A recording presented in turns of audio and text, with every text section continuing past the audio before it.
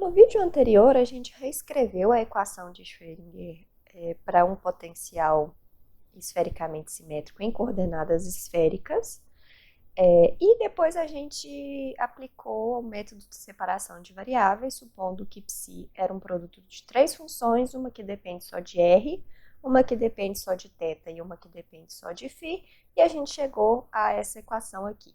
Então, agora a gente vai prosseguir com o método de separação de variáveis para poder descobrir quem são essas funções r, θ e φ, e isso vai seguir dessa equação aqui. Bom, então a primeira coisa que a gente faz é observar que eu tenho só esse termo aqui que depende de φ, todo o resto da equação só depende de r, θ, então eu vou separar esse pedaço que depende de φ,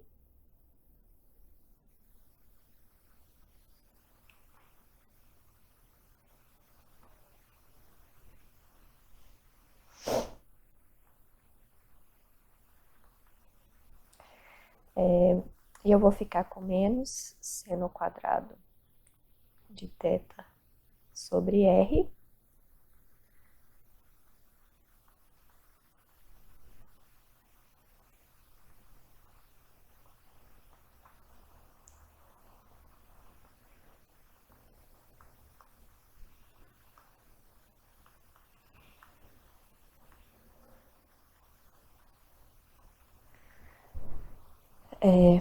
E por último, esse termo que depende do potencial.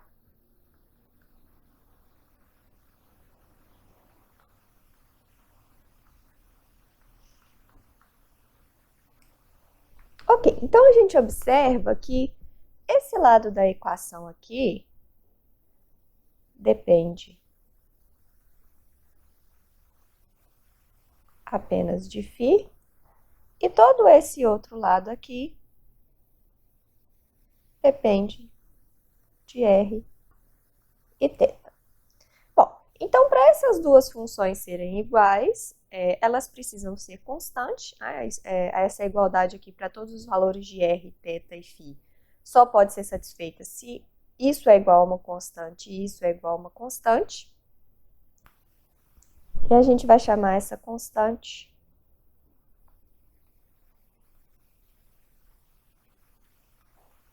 de menos ml ao quadrado. Ok, e aí vamos resolver essa equação primeiro, depois a gente escreve essa equação aqui,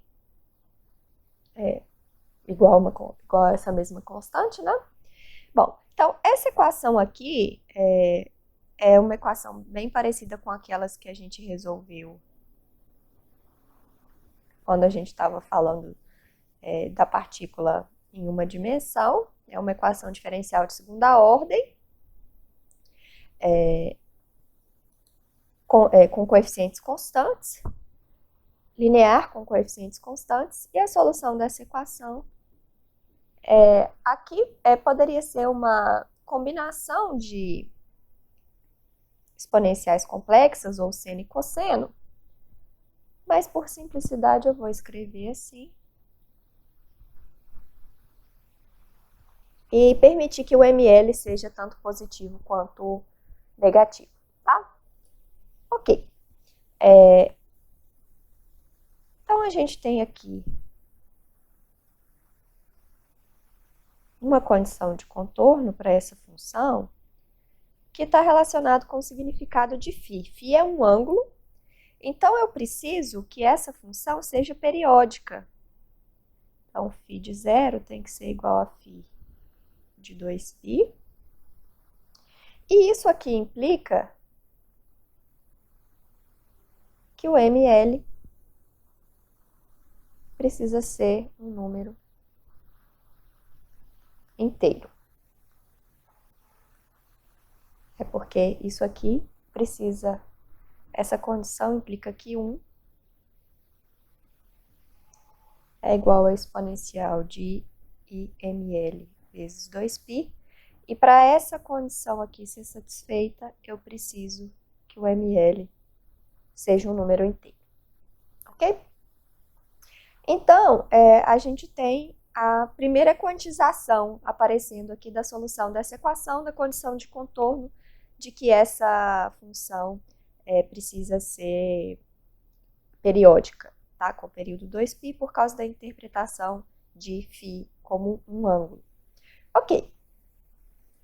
Mais para frente a gente vai ver que esse ml aqui está relacionado com o momento angular, com a componente z do momento angular da partícula, e por isso essa condição aqui, essa condição de contorno, implica a quantização da componente z do momento angular.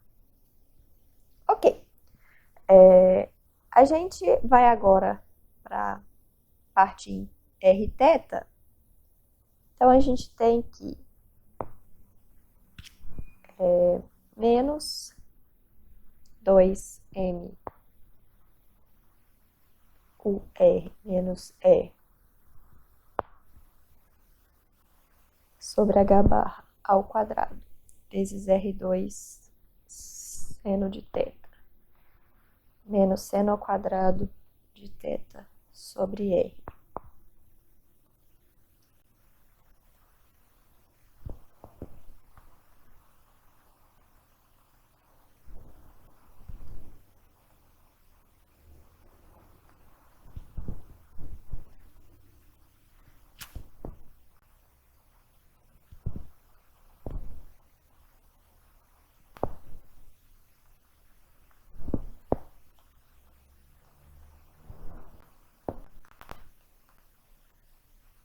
Bom, então, essa parte aqui que depende de R e θ também é igual à mesma constante. E agora, a gente vai separar tudo que depende de R e tudo que depende de θ, tá? Então, primeiro, vou dividir todos os termos da equação por R ao quadrado seno de θ e deixar tudo que depende de R do lado de cá, tá? Então, eu vou ficar com menos 2m UR menos E sobre h barra ao quadrado, menos 1 sobre R ao quadrado. Essa derivada aqui. Ops, aqui é dr, né?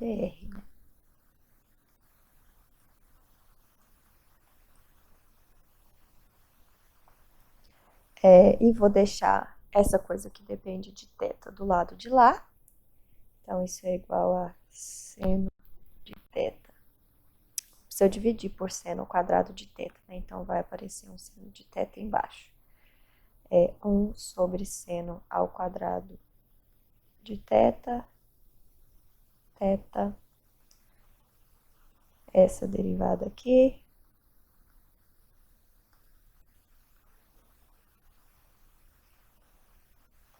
menos ml ao quadrado. E agora, de novo, a gente tem um pedaço da equação que depende apenas de R, e esse pedaço aqui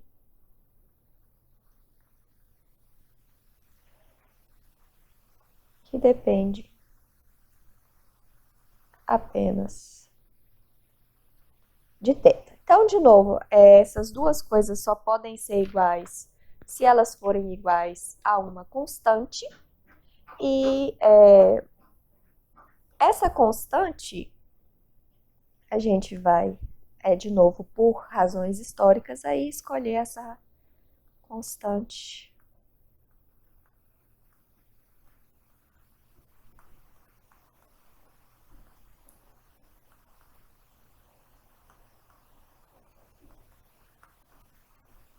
como sendo L vezes L mais 1.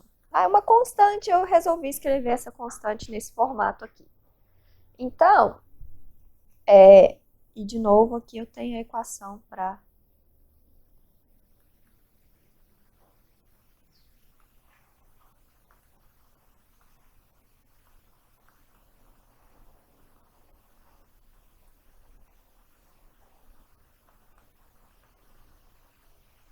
ok.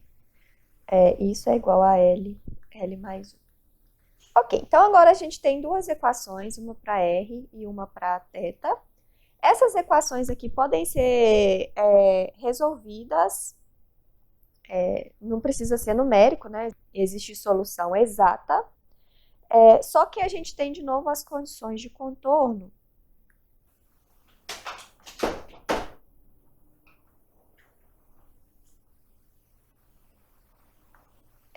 E as condições de contorno aqui é que, de novo, essa função precisa ser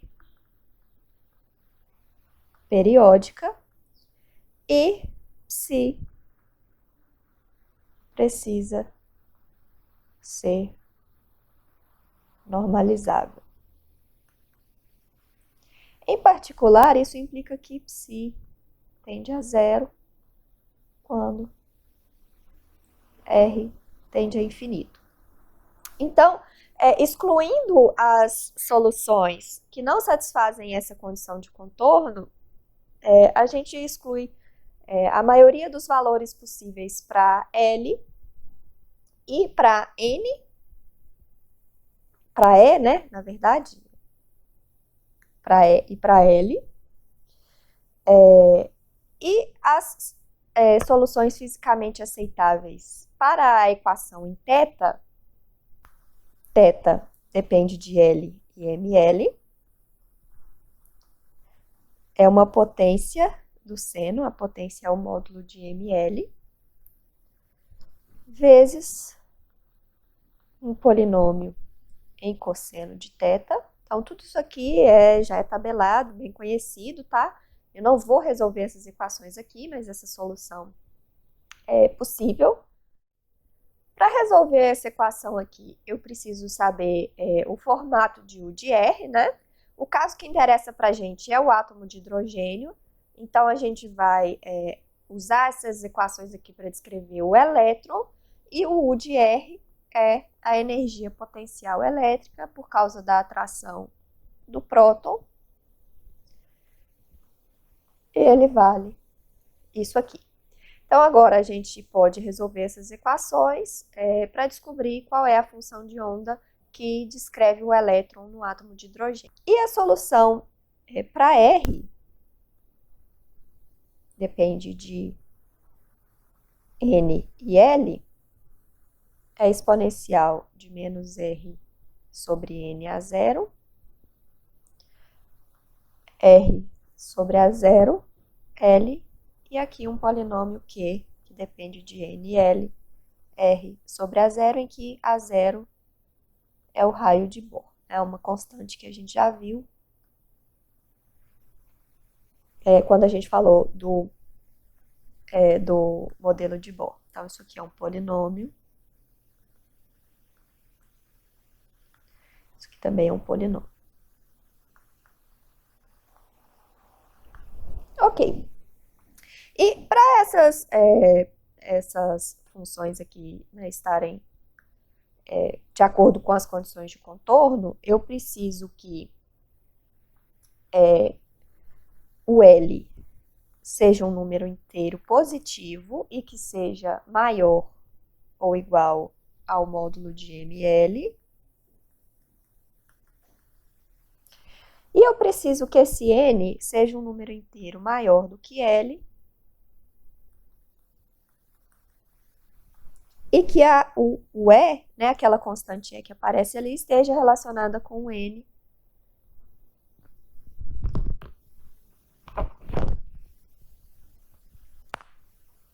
Dessa forma aqui, que é M, aqui tá aparecendo um ml, mas não é, tá? É um M, é a quarta, em que é a carga do elétron, de 4π epsilon 0 ao quadrado, 2h barra ao quadrado, n ao quadrado, que são exatamente os níveis de energia que vem lá do modelo de Bohr, né? Então, agora eles são uma consequência da solução da equação de Schrödinger, e a solução dessa equação leva à quantização da energia. Então, o N está relacionado com a energia, o ml eu já mencionei que está mencionado com a componente Z do momento angular, e o L está relacionado com o momento angular total, tá? Bom, essas condições aqui para essas constantes, elas são mais facilmente escritas dessa forma. Então, o n tem que ser um inteiro maior do que 1. O L, também um inteiro positivo, é menor do que n, então ele pode ir de 0 até n menos 1. E o ml é um inteiro, pode ser negativo, mas que tem módulo menor ou igual a L. Então, ele vai de menos L